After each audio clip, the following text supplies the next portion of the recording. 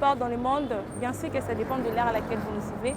Bienvenue à notre émission Bolingara Mingi, à la une des artistes, Otoyambela Rabino, artistes et comédiens. Comme vous pouvez constater, tous toujours na sango ya mawa, naza déjà na lieu ya deuil ya maman na biso chaque fois kotika biso, une triste nouvelle pour notre pays dont on perdra vraiment icône moko munene ya na théâtre congolais en fait. Donc abonnez-vous massivement à la chaîne Abisso Mosakoli Chako TV, babi chaîne Oyena Makamou, la chaîne de l'innovation.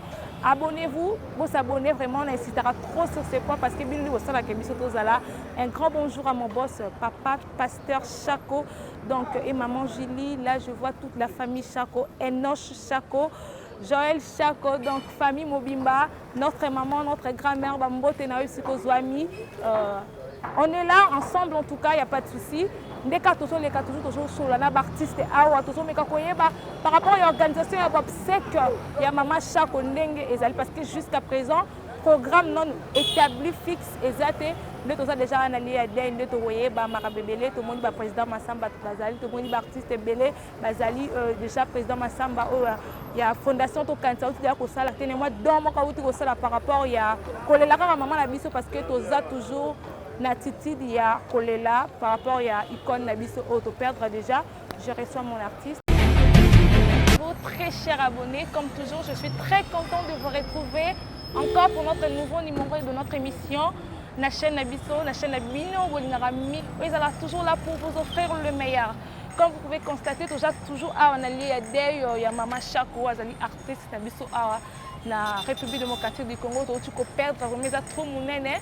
Donc, toujours à toujours Solana, Batou, artiste, Potoye, Bara, Marambébélé, si j'ai remis Ali, organisation, c'est que Maman Chako, comment jusqu'à présent par rapport il y a programme et aujourd'hui, Naza Awa, na président Massamba, président de la fondation Tokanisa, Solana, vraiment, pour encore plus sur Makamouyango. Et déjà, je vous demande de vous abonner massivement sur notre chaîne. Vous ne serez jamais dessus et faites aussi abonner tous vos proches pour ne rien rater de nos programmes. Bonjour papa. Oui, bonjour. Bonne santé, évolution Makambo, vie et tout. Bon, oui, Dieu fait grâce, malgré nous sommes en dehors. Okay. Dieu fait grâce, hein, donc on ne peut rien dire. Pour les amours, tu as peur de Mogo Abisso. Ça va, c'est parce que nous sommes en dehors. Voilà, merci beaucoup pour la réponse. Tout le monde a analysé à Matanga, à Maman Chako, donc il m'a permis de rapport. Non, Maman Chako, c'était comment avant qu'il le a Koufa? En fait, elle fuit d'abord ma soeur, elle restera, elle demeure encore. Il y a Chako, il y a Jackie, on l'appelait Jackie. Ça fait un an que l'on a ça n'a pas si. Moto bozo bengane, a un numéro, le un numéro. Ce moto na koué, c'est difficile que l'on ait le numéro facilement. Parce que moi j'ai eu l'occasion de recevoir maman Chako le samedi, jeudi, vendredi, samedi, et puis le mardi, on a un autre carré dans l'hôpital. Donc voilà, on a un souvenir rebellé, il y a seulement le bas, on a émission le 4 ans. Donc, ça on a vraiment tant aux joies qui ont aussi causé là, qui ça là qui on est proche, na comme maman Chako on dit que le ban episode déjà qui comme une grande sœur pour vous. Donc ça on a et ça là qui on vraiment des tant aux joies qui ont. Bon, c'est pas facile. Ça on d'abord moi j'étais là avant Tigrabiso na un hôtel na mardi wana na 8h du matin na HJ. Mais néanmoins il y a des visiteurs et ça là qui n'ont noté. Bon, quand la bin dans la bloc Oyo, il faut qu'on vers 11h30 pour visiter. Vers 10h passé, il y a annoncé que maman Zati. Donc ça fait trop mal. Ça fait trop mal. Merci. Papa, parlons un peu de l'organisation. Il y a la fondation parce qu'il y a eu un président déjà, il y a la fondation Tokanisa et il y a que maman chaque copé qui peut faire partir na ANTPC par rapport à l'organisation, que ce soit la famille entre bino organisation où il y a une égalité. Tokanisa doit aller devant, ANTPC doit aller devant, la famille aussi, parce qu'on insiste que va aller devant. Il y a beaucoup de gérer ma maman par rapport à l'organisation. Bon, pour votre gouvernement.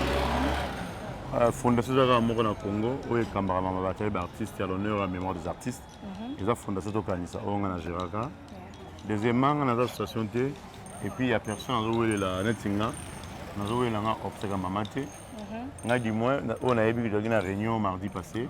Mardi à semaine, la famille exigeait que la comité, comment on va gérer maintenant. on a eu mais néanmoins jusqu'alors, nous avons un salamité au niveau artistique. Pour la famille, donc au coup de mardi, tous les partenaires de supervision de la famille. Voilà, donc, je n'ai rien à voir, il y a une des trois dans la carte parce que nous avons la gestion de l'autre. Il y a structure qu'on a un point barre, je me suis limité là. Vraiment, merci beaucoup déjà pour la geste. Je suis présent au Toloba. Azalaki awa, atiki moi biloko moi il est toujours faut partager na bateau bazan na passe de même que na bateau bazan na esengo à tout moment to quand ça toujours wana pour soutenir l'artiste et parce que ba rapport nous ala ndenge ni na ba fondation mususu ba NTPC ba bateau kanisa et tout et ça vraiment ndenge ni na rappelé ce on va ba association na fondation. OK. Pour tout dans un rapport moi bien parce que on y est sur la fondation tout bazan to kanisa. To quand ils yo izanga izaye to quand ça banani ba bazali le rôle biso ba kotanda to quand on nani ba bazali le rôle biso ba tiga c'est na moi donc d'où mutu to as artiste est censé faire dans to kanisa pour reconnaître na ba œuvre na yo et puis misa na yo pour la na scène na moi donc c'est un peu ça moi je suis to kanisa dans la bonne relation na monta nos sanja passer après ngambo de lever ma somme to dans relation na ye. C'est tout, on va dans la structure, on a des artistes. Nous avons une relation maintenant, il y a révolution culturelle, je crois. Et non, pas révolution culturelle. C'est d'aller à. C'est le union sacrée, voilà. Tous ensemble là-bas. Maintenant, l'idée est par rapport à la fondation, à l'association, tout ça,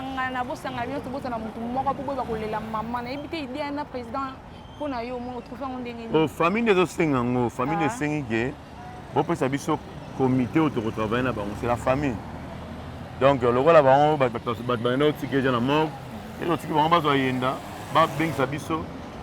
comité restreint pour la maman.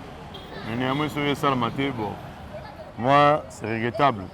On a appel, il y a le ministère de la Culture en charge. La IGF, ils ont bien pu contrôler l'entrée et la sortie en bon. Vraiment, merci beaucoup. Et pour le moment, il y a déjà un programme pour nous observer que maman déjà au bateau, fan est dans le monde entier, la maman, l'organisation est déjà établie ou comment? Jusqu'alors, on a répété ce troisième fois. Et là, on a une salamité, il faut que mardi prochain, pour te fixer, pour voir si la plupart qu'on mette ensemble, côté bandé, une torosala, journée, une toro déclarée, pour qu'on a maman charmaire. On a ébi maman toro le légal en mois de juillet, parce que ça déjà en mois de juillet, donc au Koundaï en mois de juillet. Vraiment, merci beaucoup. Un grand bonjour à Tansi Touré, la malienne, Babi Yannick, fils à papa, Yende Makambu. Donc ça y est, ma plein. Bambo Tenaïf Sika Zouami et déjà, je suis déjà à la fin de mon émission. N'invitez papa mot de la fin par rapport à Bateau Baotala. Merci beaucoup à Dr Robin Makala Songaba, ya Maki Makiadi, Mathieu Moubini CBC, Koko Danzombo, Mama Bele, Arlette Zoua, Claude Mongita, Melo de moi, Papi Moussoui, Bambo Fifi na Canada, Vingadius na Londres, Vedav, Tonto Dav Tobeng avec Mangobo, na Hollande. Et puis Manda, Masalanga Manda, Guy Manda la Canada, Jojo Vite la Canada, Bana Muzembe, ils sont partout aux alliés, dans Mbutameto, Makiengos, Mbutametro, la quantité d'ailleurs du Kambala. Zambala mon abino, Dr Robin Makala Songaba, Moïna Nzanga, ma partenaire Nyonso, Ghana Mubindi, Batiga Fondation de Candidaté, Stani Massamba, John Massamba, Resident Massamba, Jessica Massamba, Roberto Massamba, Clémence Massamba. Zambala Pambola Bino. Après, on l'appelle Fondation Kanté, si que nayo, la chaîne a bien besoin de temps. Boya côté là, on a camarades nangai, les grands niaou, les grands moïbi, to kolana Simon Gitata, Gitatos, il y a yébes de 8 ans en bolé là. Il va signer tant on a coupé ça va remis kilo là, to côté signer chez histoire et la histoire, ma belle tika ma belle. Nous avons la pambola mutunyo so a super temps pour la émission. La ligne binomi. Vraiment, merci beaucoup déjà. Merci à vous très chers abonnés et c'est vous allez toujours tant au bandaka vous allez toujours la brancher à chaque fois auto lancera émission la biso et continuez toujours à liker, commenter et à partager nos vidéos donc vous allez décider abonnez-vous massivement. J'insiste trop sur ces points parce que bien on est au sol avec Biso Tozala. Donc abonnez-vous massivement et n'hésitez pas à passer le numéro et à contact. Ah voilà. Pour la bateau Oh, c'est la Sylvie Massamba Fondation Kanisa en mémoire et à l'honneur des artistes. Nous avons Ngomba Kinshasa plus 243 89 97 076. Na bande la Fondation Kanisa. Oh lingaro sur na baveux, vous sur na orphelin. Il y a artiste, je dis bien artiste. Jacques chapitre 1 verset 27. Bible la religion pire et sans tache devant l'Éternel notre Père, qu'on soit soutenu les veuves et les orphelins.